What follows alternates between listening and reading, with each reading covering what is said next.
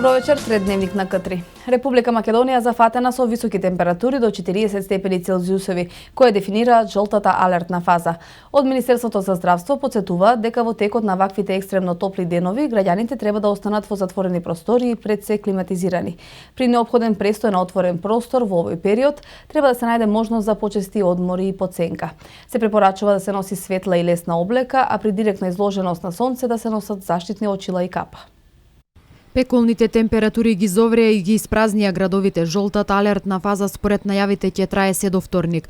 Препораките на лекарите се очекувани, сонцето е штетно и неопходна е заштита. Што се однесува до сончањето, дерматолозите велат внимателно да се избере крема со заштитен фактор. Сите, особено оние кои се со почувствителна кожа, особено да внимаваат со првите денови од потемнувањето на тенот. И нутриционистите потсетуваат дека водата и лесната храна треба да се наврват на листата на производи за конзумирање во овој период. Она на што треба особено да се внимава е зголемената можност за појава на труење со храна и цревни заразни заболувања. Неопходна е зголемена хигиена, особено почесто миење на рацете, престојување во затворени и климатизирани простори или одморање подсенка доколку се престојува надвор. Ненормално. Како се справувате? Вручо, па снаваѓамо се некако, што да кажа, туширamo се и така се... Па еве го чешма фонтана, водото и пиемо, да. Имамо фонтана, пиемо ладна вода, што да. Има ли доволно такви места за освежување или треба да има повеќе? Па има се, нема многу, али има 2-3 тука фонтани. 3 фонтани има, цел град. Вие по цел ден поменувате тука, Да, се скриете во некој час од денот, на што ви пречи најмногу топлото време? Па што пречи? Висок притисок се качува, да, од топло и тоа, што друго.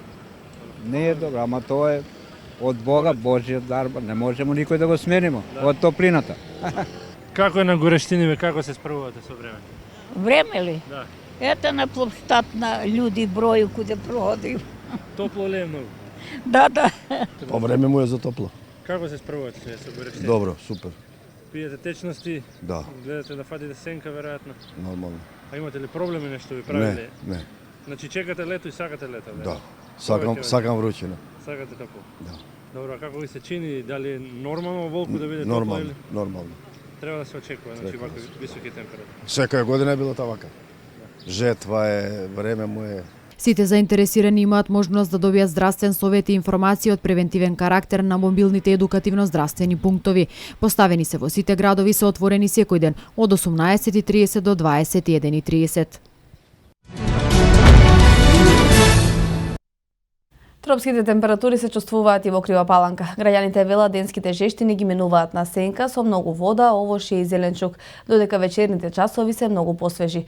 Во градскиот парк продолжува да функционира медицинскиот пункт каде може да ги добијат потребните совети против топлотен удар, додека од територијалната противпожарна единица апелира да се внимава со догорчињата за да не дојде до пожари.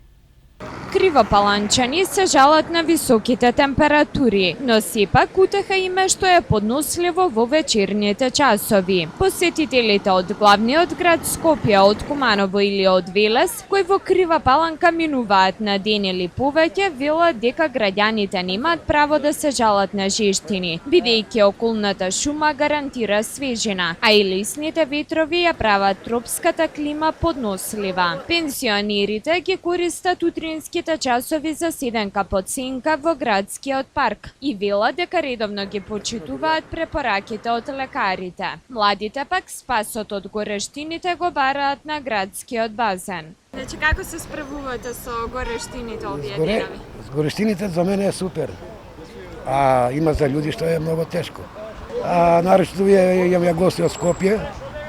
Овде вика рај вика у Паланка, а у Скопје овие Велес е многу лошо. Дали ги почитувате препораките од лекарите за вода, овошје? Обавезно тој. Обавезно. Тоа е најисправно. Не само сега кога е вруќо. Тој треба увек да се спроведува. Овие денови добро, не се бале и прискочиме по лад, па еве сега во овој време овде под лад. Доводиме по ценка, седиме да не ни фане болестот, притисокот. Движиме се вечерш. Дали ги почитувате препораките од лекарите? Што ни докторот препише, се си пиеме.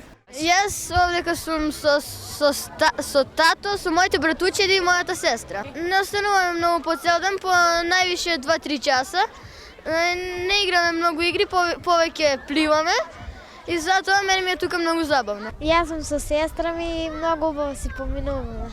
Dobro, što pravite najčešće? Се банjamo. A kada je poubavo, na bazen ili na more, na jezero? На базен. Во градскиот парк продолжува со работа медицинскиот пункт за мерење на притисок и едукација за превенција од топлотен удар. Истиот е отворен секој ден од 18:30 до 21:30 часот. Тука имаме препоруки од Министерството добиени што треба да даваме совети на луѓето. Некои од тие препораки се луѓето да внимаваат на својата исхрана, на своето облекување. Најважното е да останат дома од 10 савале до 17 часот попладне, да не се движат во сонцето. Сите препораки се однесуваат на сите луѓе, посебно на одредени популации. Тие популации се ризични и може да си направат проблем доколку не ги слушаат нашите совети. Тука спаѓаат возрастните лица, деца и до 4 години бебиња, социјално загрозени луѓе кои немаат соодветни места за живот, тука спаѓаат бездомници, и луѓе кои што заради својата професија мора да се движат. Облеката, целото тело речиси да биде покриено, например со шешир, со очила за сонце, облеката да биде лесна, светла, по можност да биде памук или лен. Исто така да кажеме за луѓето кои се хронично болни, редовно да ја примат својата терапија, да ги слушаат нашите совети, да останат дома, да не се движат по сонцето. Од територијалната противпожарна единица Крива Паланка апелира да се внимава со догорчињата и останатите лесно запалливи материјали, кои на високите температури се потенцијална причина за пожар.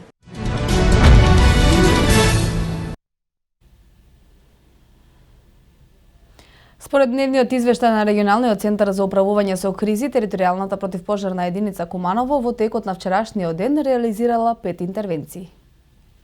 Според дневниот извештај на Регионалниот центар за управување со кризи, територијална противпожарна единица Куманово во текот на вчерашниот ден бележи 5 интервенции. Првата интервенција е предизвикана до пожарена сува трева близу локалитет Спомен Костурница. 4 пожарникари со едно противпожарно возило успеале да го санираат пожарот 1 час подоцна. Втората интервенција е регистрирана во општина Липково, каде близу селото Слупчане се појавил пожар предизвикан од запалена сува трева и ниско стеблеста и борова шума на површина од 3000 метри квадратни. Пожарот е ставен под контрола со помош на 4 пожарникари и едно противпожарно возило. Во истата општина во селото Матеќе е пријавен пожар предизвикан од запалено стрниште, сува трева и стари лозија, информираат од Регионалниот центар за управување со кризи. На лице место било делувано со едно противпожарно возило и 3 пожарникари, како и 3 вработени во јавното предпријатие Македонски шуми, шумско стопанство Куманово и 3 вработени во противпожарната служба Матејче. Нема податоци за материјалната штета и зафатената површина. Откако пожарот во село Слупчане бил ставен под контрола, истиот повторно бил активиран и поради непристапноста на терен и брзината на ширење на пожарот,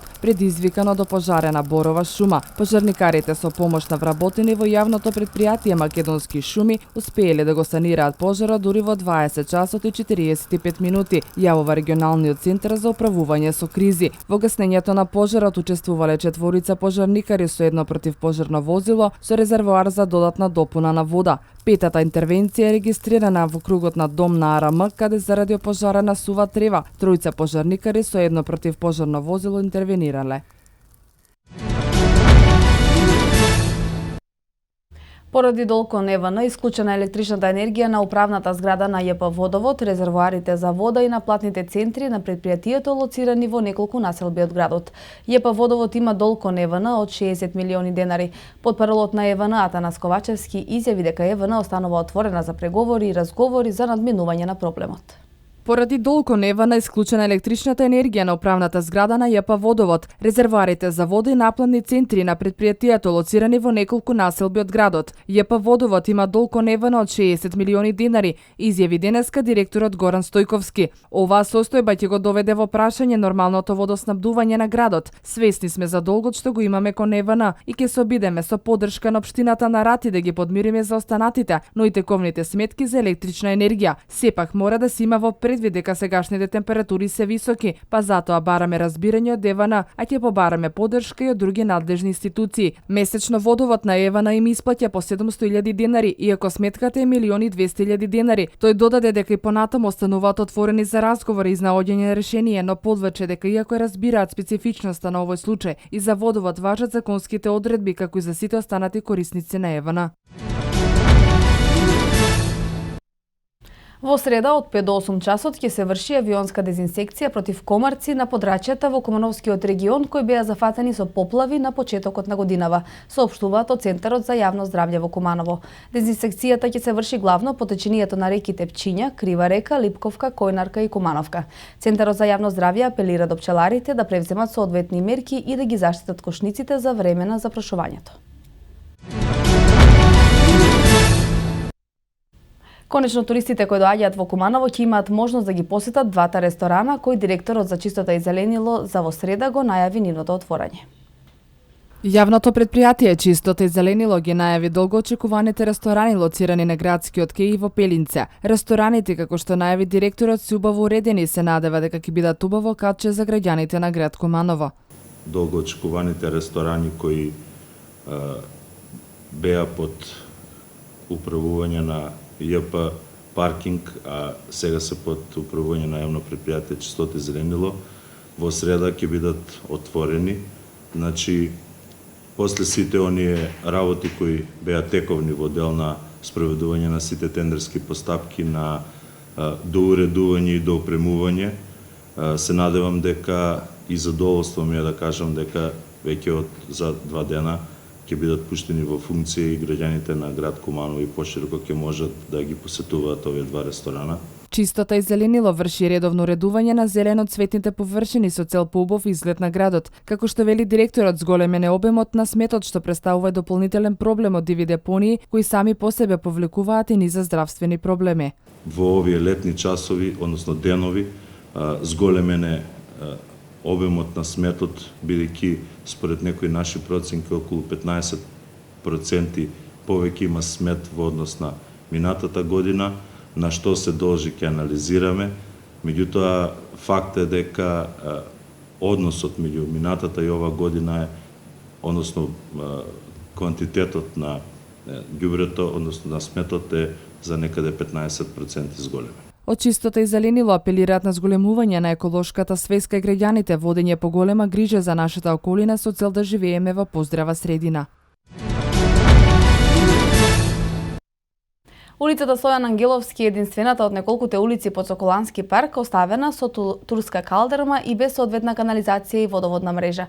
Жителите од оваа улица велат дека надлежните во неколку предизборни циклуси ветувале дека ќе асфалтираат или поплачат со бекатон и револтирано додаваат дека се заборавени, а проектот за нова улица е само на лист хартија. Ископана и истрошена калдерма како од турско време е нашето секојдневие, велат жителите од улицата Стојан Ангеловски под Соколанскиот парк, на само 500 метри од центарот на градот. Канализацијата и водата се поставени уште во 50-тите години со стари и тесни цевки високо на улицата и при поројни дождови протекува низ шахтите и водата се слива во куќите. Новоизградените куќи пак немаа друга можност освен каналот да го водат под постоечките куќи, затоа што така била поставувана мрежата. Жителите од Стојан Ангеловски уште еднаш упатија јавен апел до надлежните да го решат нивниот проблем, да не остане на само предизборно ветување за нова асфалтирана улица или поплочена со бекатон. Куќа е стара, 32 година, сигурно све постојало дека. 32 година на дедо ми еше тапија постои. Да е канализација, стара канализација. Они комуналија ше дојдева одека, измерива, поставива броеви, ето до крај там.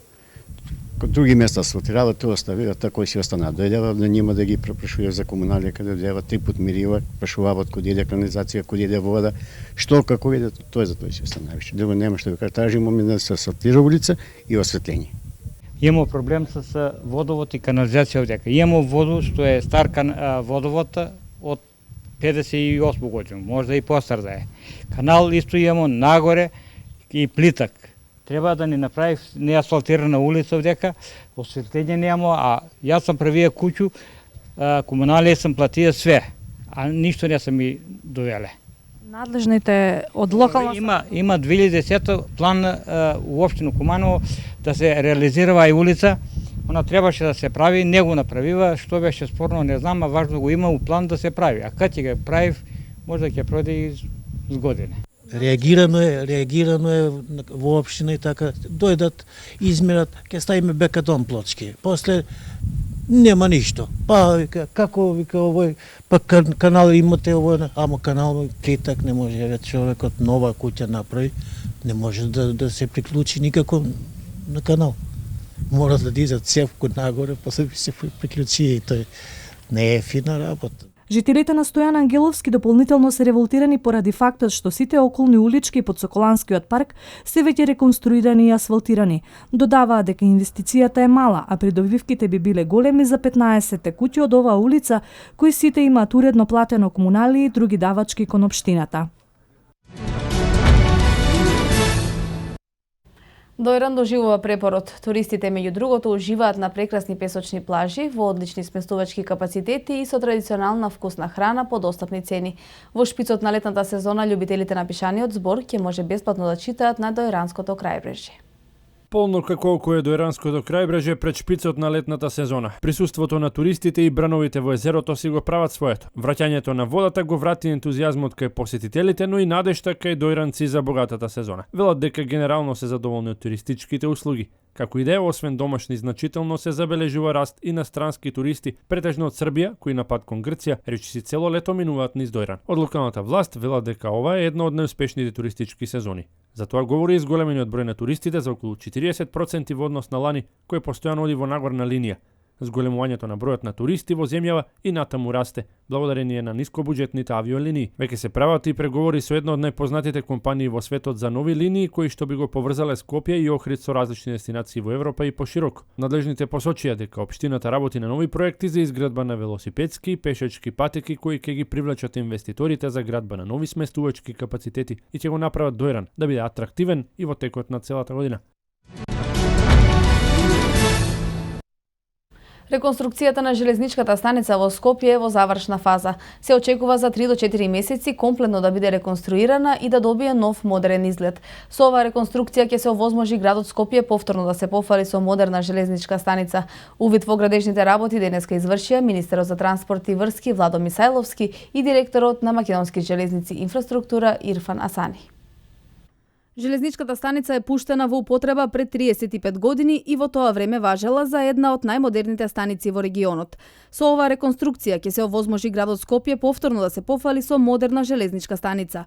Увид во градежните работи денеска извршија министерот за транспорт и врски Владо Мисајловски и директорот на Македонски железници инфраструктура Ирфан Асани. Министерот Мисајловски истакна дека најголем дел, односно 85% од потребните 2,5 милиони евра се обезбедени од европските ИПА фондови, додека преостанатите 15% ќе ги покрие државниот буџет.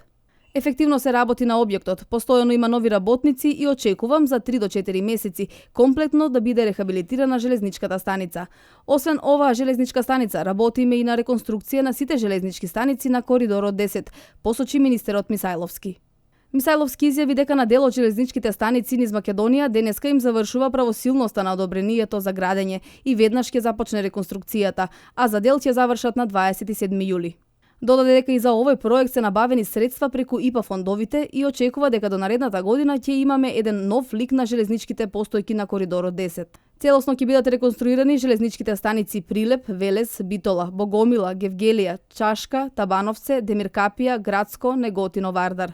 Министерот потенцираше дека преку проектите на владата досега е направено многу за реконструкција на целата железничка инфраструктура и подобрување на условите во железничкиот сообраќај. Обезбедени се нови патнички возови, нови товарни погони, рехабилитација на пругата Куманово-Белјаковце и нови пруги на коридорот 10. Директорот на Македонски железници инфраструктура Ирфан Асани информираше дека голем дел од работите се во завршна фаза. Пероните се веќе подигнати и со стандардите за набавените нови патнички возови кои треба да пристигнат, лифтовите кои се важни за лицата со посебни потреби, како и чекалните ќе добијат нови системи за климатизација.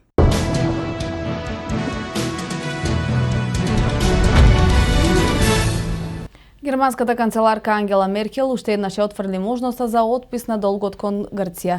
Соединетите американски држави и Куба денеска официјално повторно ќе ги отворат нивните амбасади во Вашингтон и во Хавана по 54 години од прекинот на дипломатските односи.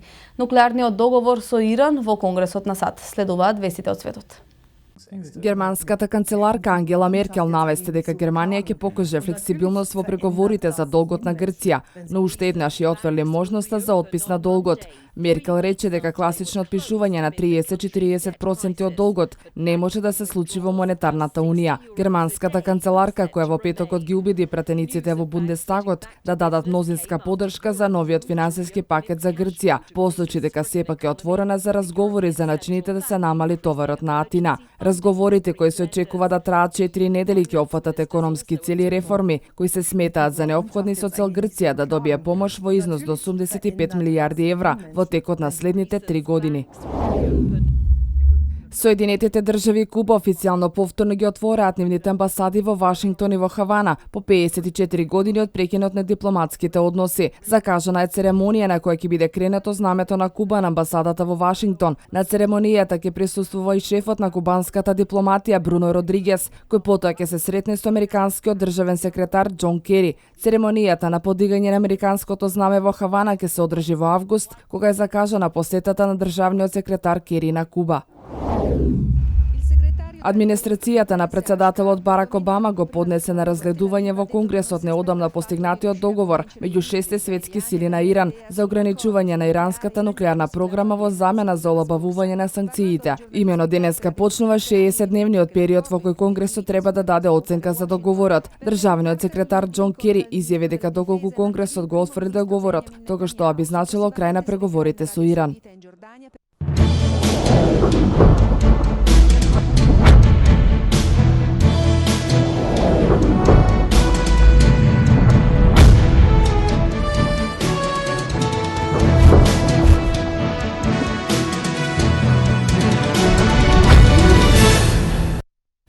Фудбалерите на Вардар се подготвуваат за суперзначајниот надпревар на домашен терен против АПОЕЛ, на кој триумф над кипарскиот првак ќе значи пласман во третото квалификацијско коло за Лигата на шампионите.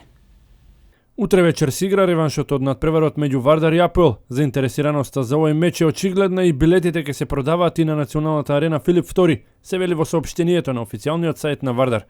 Билетарите на националната арена се наоѓаат помеѓу јужната и источната трибина на стадионот, а работното време е од 12 до 20 часот. Цената е многу популарна и чини само 100 денари. Тоа е одлична цена за еден надпревар во Лигата на шампионите и 10 пати поевтин од билетот за првиот меч кој што чинеше 15 евра. Најавено е доаѓање на околу 500 навивачи на АПОЕЛ кои ќе бидат сместени на источната трибина на нашиот најголем стадион. До сега нема влезници за таа трибина и со оглед дека веќе се продадени голем број билети, можеби и таа ќе биде пуштена за домашни навивачи кои ќе бидат одделени од гостите од Кипар. Давиде Маса од Италија ќе биде главниот судија на реванш дуелот од второто квалификацијско коло во Лигата на шампионите меѓу Вардар и АПОЕЛ. Помошници на Маса ќе му бидат сонародниците Филипо Мели и Марко Барбирати, а четврти судија Масимилијано Ирати. Делегат на УЕФА ќе биде Бјорн Васел од Малта, а контролор Мирослав Либа од Чешка. На првата средба во Никозија резултатот беше нерешен 0-0, па на Вардар доволна му е каква било победа за пласман во третото коло.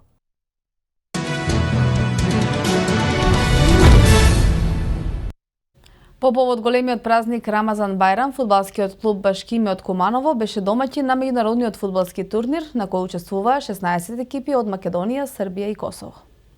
Турнирот беше поделен во две категории. Во првата се напреваруваат членовите на генерацијата 2005, а во неја најуспешна беше екипата на топ фудбал од Косово, додека во генерацијата 2002 најуспешен беше составот на Башкими. Дали сте вие задоволни од она што го видовте на терените на Башкими? Па секако дека сум многу задоволен. Значи овие два дена вчера беа генерациите 2005 родени. Беше навистина еден голем спектакл. Учествуваа екипи од Косово, од Србија, од Македонија и од нашиот град секако. Каде шампиони стана кај 2005 година една феноменална организирана екипа топ фудбал од Приштина. Тие беа прваци. Во финалите победија против ФЦ Скупје од Скопје. И денеска така продолжиме во тој ек. Денеска се одржува за 2002, каде што навистина видуваме како и вчера и денеска прекрасни дечиња со голем капацитет на мајстори во фудбалската игра. По кој повод го правите овој турнир? Ово го правиме по повод големиот празник, верски празник Рамазан Бајрам, така да сите кои ги поканиме одговорија на нашиот повик и од се срце им благодарам.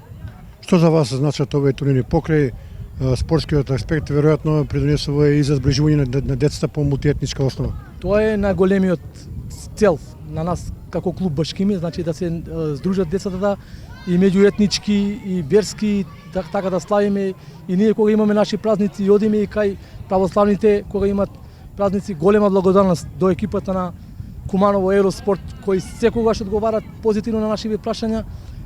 Многу често имаме пријателски утакмици и многу сум задоволен од нивното поношување како и на тренерите, така и на управата на клубот. Господин Ивановски, како што рече и господинот Нохију, вие постојано одговарате на овие турнири на ФК Башкими, на некој начин придонесувате дечините да повеќе се зближуваат и во мултиетничка основа. Да, секако ние остваруваме и продолжуваме со соработка со фудбалскиот клуб Башкими. Постојано децата се дружат помеѓу овие два клуба во Куманово. Еве денес учествуваме на овој мултиетнички турнир по повод празникот Бајрам. Воедно сакаме да им го честитаме на сите муслимани од нашиот град празникот Бајрам, нека им е среќа. Денес децата се зближија.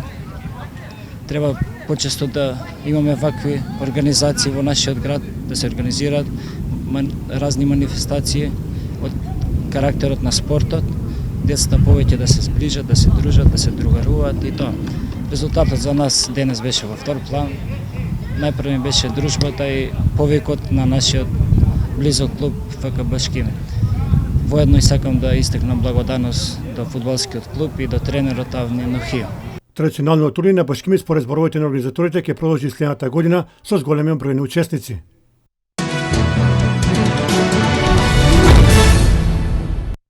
Македонската баскет репрезентација во надпреварите 3-3 за играчи до 18 години е победник на квалификацискиот турнир кој се одржа викендот во Амстердам. Во големото финале нашиот баскет тим ја совлада Литванија со 16-12 и како најдобра селекција на овој турнир обезбеди учество на Европското првенство во Белорусија, кој ќе се одржи следниот месец. По трите последовни порази од репрезентациите на Унгарија, Шведска и Холандија, младите кошаркари успеа да се соземат во својот последен настап на Европското првенство Б дивизија и да ја победат селекцијата на Луксембург. Македонија го доби надпреварот за 7-то место со 86-75, а како пресудна се покажа двоцифрената разлика која направи избраниците на Малинков на стартот на втората четвртина, по која има сигурно водство на полувремето. До крајот нашите кошаркари знаеа како да ја одржуваат предноста, а незаслужни за конечните 86-75 беа Младеновски кој уфрли 23 поени и придодаде 13 скока, како и Магдевски кој надпреварот го заврши со 22 поена и 8 скока. На овој начин Македонија го заврши својот не толку успешен настап на Европското првенство во Унгарија со биланс од 4 победи и 3 порази.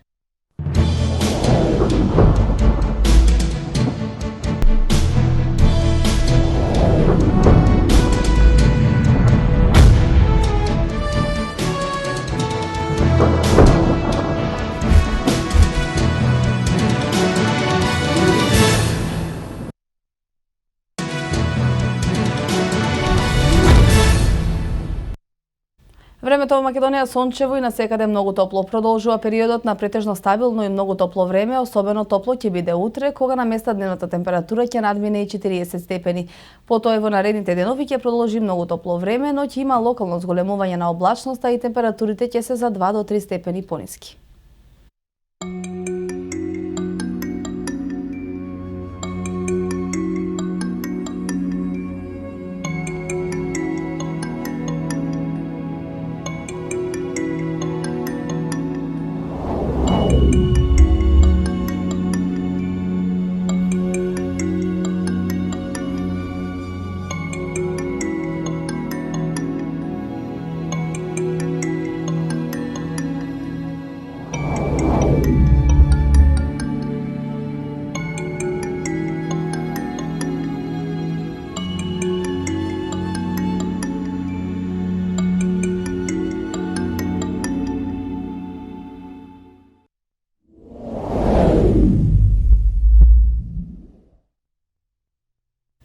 Тоа беше се што подготвивме за третиот дневник, почитувани гледачи. Пријатна вечер.